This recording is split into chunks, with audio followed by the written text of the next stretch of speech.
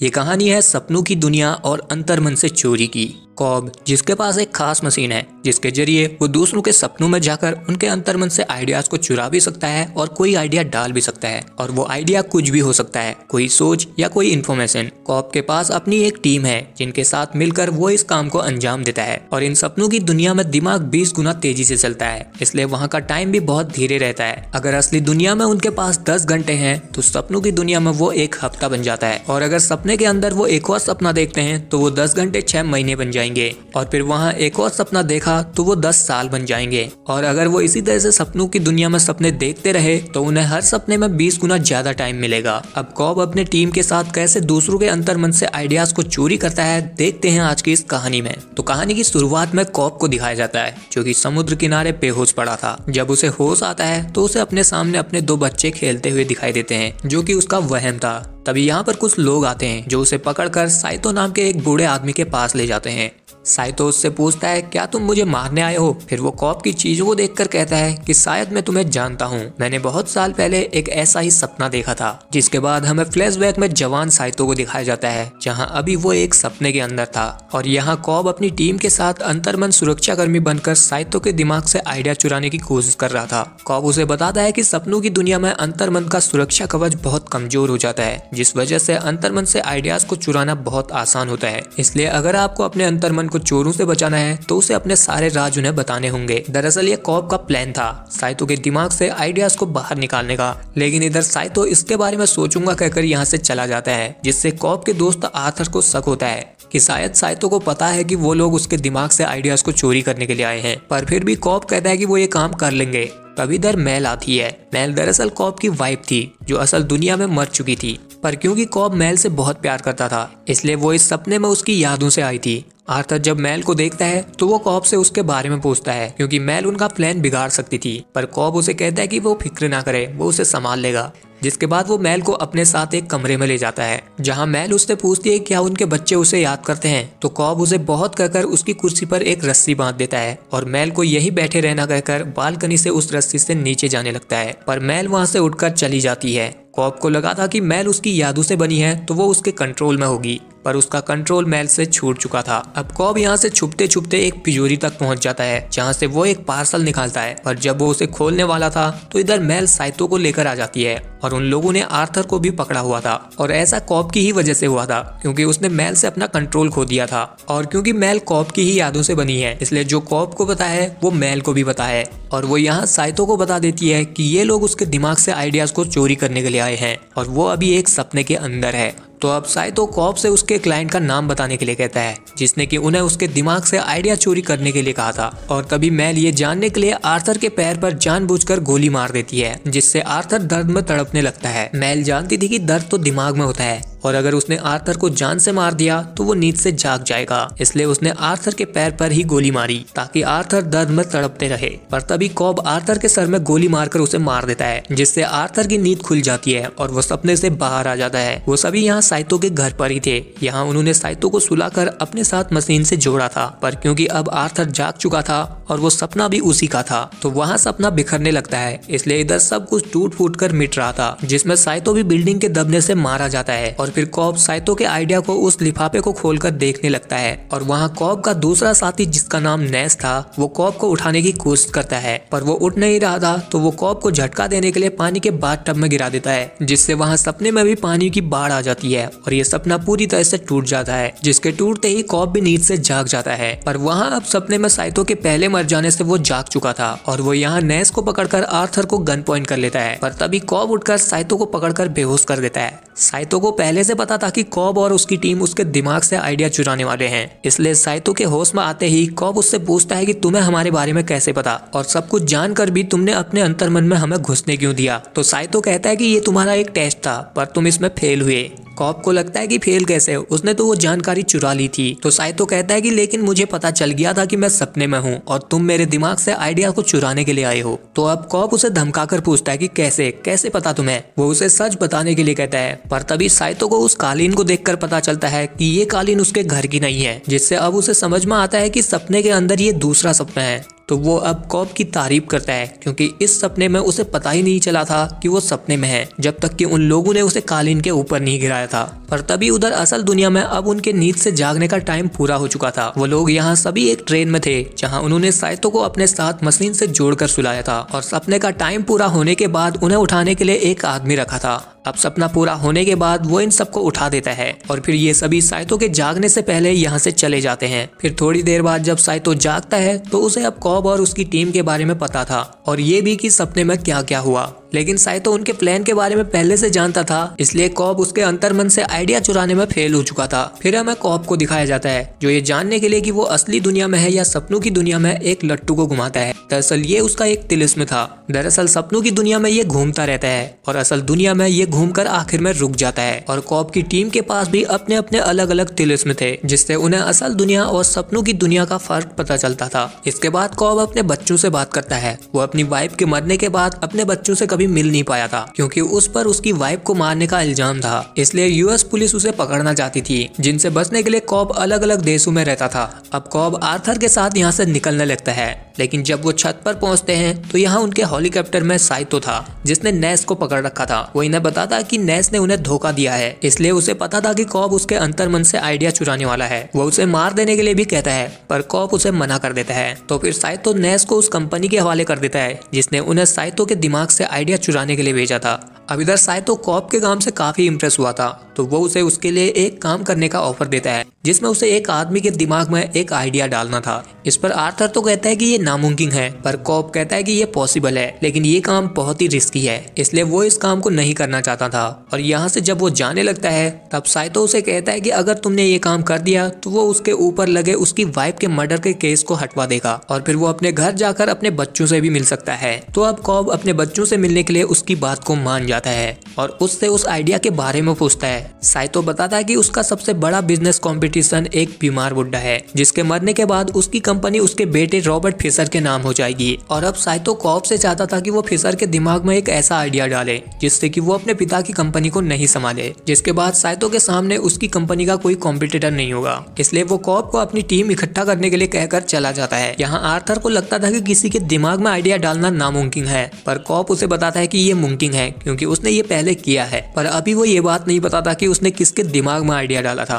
अब कॉब को अपनी टीम में एक आर्किटेक्ट की जरूरत थी, जो कि उनके सपनों की दुनिया को डिजाइन करेगा। इसलिए वो पेरिस में अपने पिता, जो कि एक प्रोफेसर हैं, उनसे मिलता है, जिन्हें वो बताता है कि उसे घर वापस आने का एक मौका मिला है। उसे किसी के दिमाग में एक आइडिया डालना है, जिसके बाद वो घर आ सकता है। इसलिए उसे इस काम में उसके ही जैसे एक आर्किटेक्ट की जरूरत है। इस पर उसके पिता कहते हैं कि ये काम तुम खुद क्यों नहीं करते। तो कॉब उन्हें बताता है कि मैल उसे करने नहीं देती, क्योंकि मैल उसकी यादों से उसके सपनों में आ जाती है, जिसे वो कंट्रोल नहीं कर सकता। अगर उसने सपनों के डिजाइन बनाए तो ये बात मैल को भी पता होगी, जो कि इस काम को बिगाड़ सकती है। इसलिए उसे एक आर्किटेक्ट की जरूरत है। तो फिर उसके पिता उसे अपने बेस्ट स्टूडेंट से मिलाते हैं, जिसका नाम वैसे तो आर्यार्की है, पर हम इसे आर्या बुलाएंगे। जिसके बाद कॉब आर्या का टेस्ट लेता है। वो उसे 2 मिनट के अंदर ऐसा पजल बनाने के लिए कहता है जिसे सुलझाने में उसे 1 मिनट से ज्यादा का टाइम लगे। अब पहले तो आर्या ऐसा नहीं कर पाती, पर तीसरी बार वो वैसा चक्रव्यूह बना लेती है और कॉब के टेस्ट में पास हो जाती है। जिसके बाद कॉब उसे अपने वर्कशॉप पर ले आता है, जहाँ वो आर्या के साथ सपना देखता है, और उसके सपने में जाकर उसे सपनों की दुनिया और दिमाग के बारे में बताता है कि सपनों की दुनिया में हम अपनी दुनिया को अपने हिसाब से बनाते हैं, और हमारा दिमाग ये काम इतनी सफाई से करता है कि हमें खुद भी पता नहीं चलता। वो लोग अपने टारगेट को सपनों की दुनिया में ले जाते हैं, और उनका टारगेट अपने आइडियाज को अंतर्मन की तिजोरी में डाल देता है, जिसके बाद वो लोग उसे चुरा लेते हैं।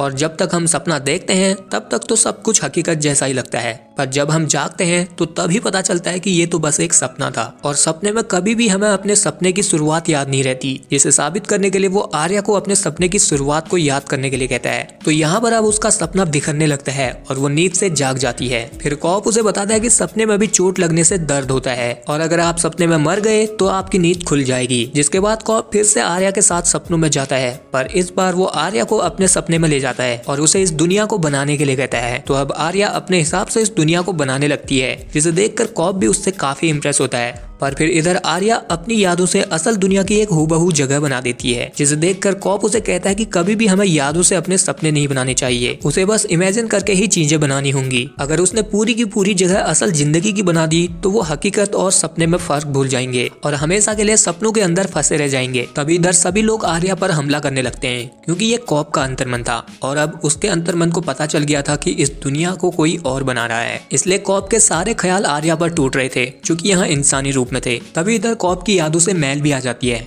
जो कि आर्या पर चाकू घोंप देती है, जिससे अब आर्या जाग जाती है और वो बहुत घबरा चुकी थी। तब आर्थर उसे बताता है कि सपने में हम वक्त से पहले तभी जाग सकते हैं जब सपने में हमारी मौत हो जाएगी। जिसके बाद कॉप उसे भी अपने लिए तिलिस्म बनाने के लिए कहता है, जिससे वो अपने सपनों और असल दुनिया के बीच में फर्क कर पाएगी। पर ये सब देखने के बाद आर्या को लगता है कि कॉप की कुछ सीरियस प्रॉब्लम है जो उसने अपने अंतर्मन में छुपा रखी है। जिसके बाद अब कॉप अपनी टीम के दूसरे मेंबर के पास जाता है, जिसका नाम एम्स है। वो एक बहरूपिया था जो सपनों में किसी का भी रूप ले सकता है। अब कॉप उसे आइडिया डालने के बारे में सारी बात बताता है, तो एम्स कहता है कि इसके लिए तो उन्हें बहुत देर तक सोना होगा। तो वो उसे यूसुफ नाम के केमिस्ट के पास ले जाता है, जो कि स्लीपिंग ड्रग्स बनाता था। तो कॉप उसे भी अपनी टीम में शामिल कर लेता है, क्योंकि इस मिशन में वो लोग 3 सपना देखने वाले थे और सपनों के अंदर भी यूसुफ को स्लीपिंग ड्रग बनानी होंगी। तो अब ये सभी मिलकर प्लानिंग करते हैं कि वो रॉबर्ट फिशर के दिमाग में वो आइडिया कैसे डालेंगे। तो इन्हें पता चलता है कि रॉबर्ट फिशर का अपने पिता के साथ रिश्ते कुछ ठीक नहीं है, उन दोनों के बीच बहुत तनाव है। इसलिए ये लोग अब इस चीज का फायदा उठाकर उसके दिमाग में इस आइडिया को जज्बाती बनाकर डालना चाहते थे कि मेरे पिता चाहते हैं कि मैं उनके बनाए गए रास्ते पर न चलूं, बल्कि अपना रास्ता खुद बनाऊं। तो अब इस प्लान को अंजाम देने के लिए एम्स रॉबर्ट फिशर के पिता के सबसे भरोसेमंद आदमी, जिसका नाम पीटर ब्राउनी है, उससे मिलता है, ताकि वो उसे अच्छे से ऑब्जर्व कर ले, क्योंकि वो सपने में उसी का रूप लेगा और वो लोग उसे गलत साबित करके ही फिशर के दिमाग में आइडिया डालने की कोशिश करेंगे। अब इधर आर्या भी अपना तिलिस्म बना लेती है और उसका काम है सपनों की दुनिया को डिजाइन करना, मतलब कि सपनों में जो भी जगह या बिल्डिंग होंगी वो सब उसके डिजाइन होंगे। और यूसुफ नींद की दवाई बनाएगा, पर वो लोग 3 सपना देखने वाले हैं तो उन्हें हैवी ड्रग देने पड़ेंगे। पर इन ड्रग की खास बात यह है कि ये उनके कानों पर कोई असर नहीं करेगी। अगर उन्हें झटका दिया जाएगा तो वो लोग उड़ जाएंगे। और अगर ये 3 लेवल के सपनों में जाते हैं तो इन्हें तीनों लेवल पर एक साथ झटका देना होगा, तभी ये लोग उड़ पाएंगे। अब इनके पास असल दुनिया में काम पूरा करने के लिए सिर्फ 10 घंटों का टाइम है, जिससे इन्हें पहले सपने में 1 हफ्ता मिलेगा और दूसरे लेवल के सपने में 6 महीने का टाइम और तीसरे लेवल के सपने में 10 साल का टाइम मिलेगा। फिर इन्हें पता चलता है कि रॉबर्ट फिशर हर हफ्ते सिडनी से लॉस एंजलिस जाता है, जिससे इन्हें असल दुनिया में 11 घंटों का टाइम मिलने वाला है। इसलिए अब साइतो उस प्लेन को ही खरीद लेता है जिसमें वो जाने वाला था। अब इधर आर्या नोटिस करती है कि कॉब हर रात सपनों की दुनिया में जाता है, तो वो भी उसके सपने में देखने के लिए उस मशीन के जरिए चली जाती है, जहाँ उसे पता चलता है कि कॉब अपनी यादों के जरिए मैल के साथ सपनों में रहता है, क्योंकि वो उससे बहुत प्यार करता था और यही वजह थी कि मैल सपने में उसके कंट्रोल से बाहर थी। इसलिए अब ये जानकर आर्या उसे कहती है कि तुम्हें उसे अपनी यादों से जाने देना होगा। तभी यहाँ पर साइतो आता है, जो बताता है कि रॉबर्ट फिशर के पिता मर गए हैं, इसलिए वो अब लॉस एंजलिस के लिए निकलेगा। तो अब साइतो इनके साथ सपनों में जाना चाहता था, क्योंकि तभी उसे यकीन होगा कि काम पूरा हुआ है या नहीं। जिसके बाद अब ये सभी उस प्लेन में चले जाते हैं, जहाँ कॉब बड़ी चालाकी से रॉबर्ट फिशर के ड्रिंक में वो स्लीपिंग ड्रग डालकर उसे सुला देता है। और फिर ये लोग अपना काम शुरू करते हैं और उसके साथ मशीन कनेक्ट करके सपनों की दुनिया में चले जाते हैं। ये उनका पहला सपना है और ये सभी लोग अभी यूसुफ के सपने में हैं। अब ये सभी लोग एक कार में होते हैं और रॉबर्ट फिशर को किडनैप कर लेते हैं। पर तभी रॉबर्ट के अंतर्मन की सिक्योरिटी इन पर हमला कर देती है, क्योंकि रॉबर्ट ने अपने अंतर्मन को चोरों से बचाने के लिए ट्रेनिंग ली थी। इसलिए यहाँ उसके अंतर्मन सिक्योरिटी, जो कि उसके ख्यालों से बने हैं, इन पर हमला कर रही थी, जिसमें साइतो को गोली लग जाती है। लेकिन फिर ये जैसे तैसे अंतर्मन सिक्योरिटी को चकमा देकर रॉबर्ट फिशर को अपने अड्डे पर ले आते हैं, जहाँ कॉब आर्थर को डांटता है, क्योंकि उसकी जिम्मेदारी थी रॉबर्ट फिशर के अंतर्मन की जानकारी और उसके बारे में सारी डिटेल को पता करना। अब इधर एम साइतो को दर्द में तड़पता हुआ देखकर उसे जगाने के लिए गोली मारने वाला होता है, पर कॉब उसे रोककर कहता है कि अगर उन्होंने उसे मारा तो वो जागेगा नहीं, सीधे कोमा में चला जाएगा और हमेशा के लिए अंतर्मन की गहराइयों में खो जाएगा, जिसे लिम्बो कहा जाता है, क्योंकि उनकी दवाइयों का डोज बहुत ज्यादा है। इसलिए वो अगर यहाँ सपने में मरते हैं तो वो सीधे कोमा में चले जाएंगे। अब ये सब बातें जानने के बाद पूरी टीम घबरा जाती है, क्योंकि इन्हें इस बारे में कुछ पता नहीं था। इसके बारे में यूसुफ और कॉब ही जानते थे, क्योंकि कॉब ने उसे बताया था कि वो ये काम पहले अपनी बीवी यानी कि मैल के साथ कर चुका है। अब ये सारी बातें जानने के बाद एम्स इसी सपने में रुकने का डिसाइड करता है, पर कॉब उसे कहता है कि यहाँ रुकेंगे तो उन्हें 1 हफ्ता रुकना पड़ेगा और तब तक रॉबर्ट फिशर के अंतर्मन सिपाही उन्हें मार देंगे और तब भी वो कोमा में चले ही जाएंगे। इसलिए उन्हें जल्द से जल्द काम को पूरा पूरा करना होगा, तभी वो लोग सपनों से बाहर निकल पाएंगे। तो अब पूरी टीम काम को पूरा करने का डिसाइड करती है और फिर वो लोग किडनैपर बनकर रॉबर्ट फिशर के दिमाग में आइडिया डालने के लिए कहते हैं कि तुम्हारे डैड के बेड के पीछे एक तिजोरी है जिसमें कुछ राज है, उन्हें उसका पासवर्ड चाहिए। ऐसा वो इसलिए कहते हैं ताकि रॉबर्ट फिशर तिजोरी के बारे में सोचें, तभी वो उसके अंतर मन में आइडिया डाल पाएंगे। लेकिन रॉबर्ट कहता है कि उसे किसी तिजोरी के बारे में और कोई पासवर्ड नहीं पता। तब इधर एम्स उसके अंकल पीटर ब्राउनी का रूप लेता है। वो उसे कहता है कि तुम्हारे पिता की एक तिजोरी है जिसका पासवर्ड तुम्हें पता होगा। पर फिशर को इस बारे में कुछ पता नहीं था क्योंकि उसके पिता और उसके बीच बहुत ज्यादा तनाव है। ये लोग अभी ये दिखाना चाहते थे कि रॉबर्ट फिशर पीटर ब्राउनी की बातों पर भरोसा करे, जिससे तिजोरी वाला आइडिया उसके दिमाग में छपेगा और उसे लगेगा कि असल में उसके डैड की कोई तिजोरी है। फिर अगले सपने में वो उसे ये दिखाएंगे कि पीटर ब्राउनिंग एक गद्दार है जो उसकी कंपनी को हड़पना चाहता है। और फिर उसके अगले सपने में वो उस आइडिया को उसके अंतर्मन की तिजोरी में रख देंगे। अब इधर दूसरी तरफ आर्या कॉब से मेल के बारे में पूछती है क्योंकि कॉब के कंट्रोल से वो बाहर थी। तब कॉब उसे बताता है कि जब उसने सपनों की दुनिया में जाना शुरू किया था तो तब उसे पता नहीं था कि सपने में घंटे साल बन जाते हैं। इसलिए वो सपनों के अंदर की अनंत गहराई को जानने के लिए मेल के साथ सपनों के अंदर कई सारे सपनों में गया, जहां उन्होंने एक साथ बहुत सारा वक्त गुजारा। वो लगभग 50 सालों तक मेल के साथ उन सपनों में रहा। वहां उन्होंने अलग अलग बिल्डिंगें बनाई और अलग अलग रचनाएं की और वहीं बूढ़े हो गए। और फिर जब वो जागे तो असल दुनिया में वो जवान थे। लेकिन मेल इस बात को सच नहीं मान रही थी कि वो असल दुनिया में आ गए हैं। उसे लगता था कि वो सपनों के ही अंदर हैं पर किसी और सपने में, और उन्हें अपनी असली दुनिया में लौटने के लिए यहाँ मरना पड़ेगा। कॉब ने उसे बहुत बार समझाने की कोशिश की, वो लोग असल दुनिया में लौट चुके हैं। पर मेल के दिमाग में ये आइडिया छप चुका था कि वो असली दुनिया में नहीं है, उन्हें असली दुनिया में लौटने के लिए मरना पड़ेगा। इसलिए एक दिन जब कॉब की एनिवर्सरी थी तो कॉब देखता है कि मेल मरने के लिए बिल्डिंग की बालकनी पर बैठी है और वो कॉब को भी अपने साथ मरने के लिए कहती है ताकि वो असली दुनिया में जा सके और अपने बच्चों से मिल पाए। कॉब ने उसे बहुत समझाने की कोशिश की कि ये ही असली दुनिया है, अगर वो नीचे कूदी तो मर जाएगी। पर मेल ने उसकी बात नहीं सुनी और नीचे कूदकर अपनी जान दे दी। वो चाहती थी कि कॉब भी उसके साथ मरे, इसलिए उसने यहाँ मरने से पहले अपने वकील को लिखवाया था कि अगर वो मरी तो उसका जिम्मेदार कॉब होगा, क्योंकि उसने उसे जान से मारने की कोशिश की है। और इसलिए पुलिस कॉब को मेल का खूनी मानती थी और तब कॉब को वहाँ से अपने बच्चों को छोड़कर भागना पड़ा था। अब इधर कॉब को लगता था कि मेल उसकी वजह से मरी है,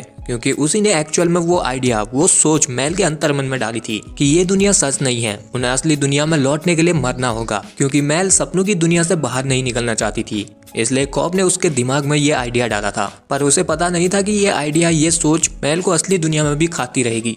अब इधर रॉबर्ट फिशर के अंतर्मन सिपाहियों ने उन्हें ढूंढ लिया था, तो वो लोग सब रॉबर्ट फिशर को एक वैन में डालते हैं और उसे फिर से स्लीपिंग ड्रग देकर दूसरे लेवल के सपने में जाते हैं, जो कि इस बार आर्थर का सपना था। और इधर पहले सपने में यूसुफ इन सबको एक वैन में रॉबर्ट फिशर के अंतर्मन सिपाहियों से बचा कर ले जा रहा था। अब यहाँ दूसरे सपने में कॉब एक होटल में रॉबर्ट फिशर के अंतर्मन सिक्योरिटी का इंचार्ज बनकर उससे मिलता है और उसे एहसास कराता है कि वो एक सपने में है ताकि वो उसकी बात माने। वो यहाँ उससे सपने से पहले क्या हुआ था याद करने के लिए कहता है, तो फिशर याद करके बताता है कि कुछ लोगों ने उन्हें एक वैन में किडनैप किया था। वो बार बार किसी लॉकर के कोड के बारे में पूछ रहे थे और उन लोगों ने वहाँ उसके अंकल पीटर ब्राउनी को भी पहले से किडनैप किया था और वो उन्हें टॉर्चर कर रहे थे। तब कॉब उसे कहता है कि हो सकता है कि इस सब के पीछे उसके अंकल पीटर ब्राउनिंग ही है, वो तुम्हारे अंतर्मन से एक आइडिया चुराना चाहते हैं। दरअसल यहाँ पर कॉब उसे यकीन दिलाने की कोशिश कर रहा था कि उनका पिछला सपना एक असल दुनिया थी जिसमें उसके अंकल पीटर ब्राउनिंग ने ही उसे किडनैप किया था ताकि वो उसके लॉकर के कोड को जान सके। और अब ब्राउनिंग ने उसे सुला दिया है, वो उसके सपनों में आकर उसके अंतर्मन से वो लॉकर के कोड को चुराने की कोशिश करेगा।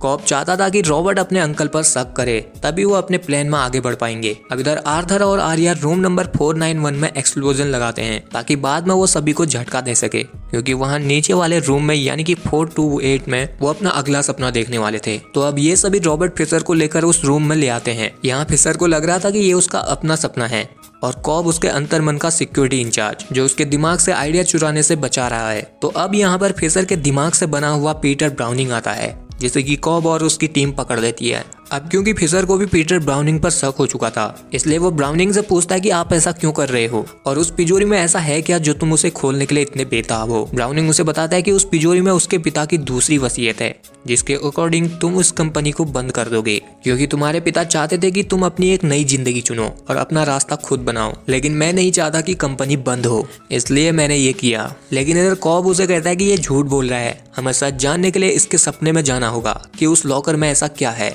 दरअसल ऐसा वो इसलिए करना चाहता था क्योंकि अब उन लोगों ने उसे ये आइडिया बता तो दिया है कि वो अपनी कंपनी को छोड़ देगा और अपना एक नया रास्ता चुनेगा, पर उसे यकीन दिलाने के लिए और उसके दिमाग में ये आइडिया डालने के लिए जिसे खोलकर देखने पर ही उसे यकीन होगा कि उसके पिता उसके लिए ऐसा ही चाहते थे। तो फिशर उनकी बात मान जाता है। उसे लग रहा था कि वो लोग ब्राउनिंग के अंतर्मन में जा रहे हैं, पर असल में तो वो लोग उसके ही अंतर्मन में जा रहे थे। इसलिए अब रॉबर्ट फिशर खुद के ही अंतर्मन में घुसने के लिए कॉब और उसके टीम की मदद करेगा। तो अब इस दूसरे लेवल पर आर्थर यहीं पर रुकता है क्योंकि ये सपना उसी का है और उसका काम अब इन्हें सही टाइम पर झटका देना था ताकि वो सपने से जाग जाएं। और अब कॉब, साइतो, आर्या और एम्स रॉबर्ट फिशर के साथ तीसरे सपने में पहुंच जाते हैं। ये सपना एम्स का था जहां अब इन्हें फिशर के अंतर्मन में जाकर उसके अंतर्मन में आइडिया इजाद करना था। इधर इसमें फिशर भी उनकी टीम के साथ ही था क्योंकि उसे लग रहा था कि वो उसके अंकल ब्राउनिंग के अंतर्मन से वो आइडिया चुरा रहे हैं, जिससे उसे पता चलेगा कि उसके पिता क्या चाहते हैं। ये जगह पूरी तरह से बर्फ के बीच में थी जहाँ की फिशर के अंतर्मन की तिजोरी है और ये एक बहुत बड़ा हॉस्पिटल है जिसकी सुरक्षा फिशर के अंतर्मन के गार्ड्स कर रहे हैं। इसके बाद हमें पहले सपने में दिखाया जाता है कि यूसुफ के पीछे फिशर के अंतर्मन सिक्योरिटी पड़ी है, जिनसे भागते हुए यूसुफ की वैन 2-3 बार उलट पुलट कर सीधी हो जाती है और यूसुफ फिर से वैन को ले जाता है। दूसरी तरफ पहले सपने में वैन के उलट पुलट होने की वजह से अब दूसरे सपने में ये होटल भी उलट पुलट हो जाता है, जिस वजह से अब आर्थर को वो दूसरे कमरे से एक्सप्लोजन हटाने पड़ते हैं और वो अब इन्हें एक लिफ्ट पर लगाता है।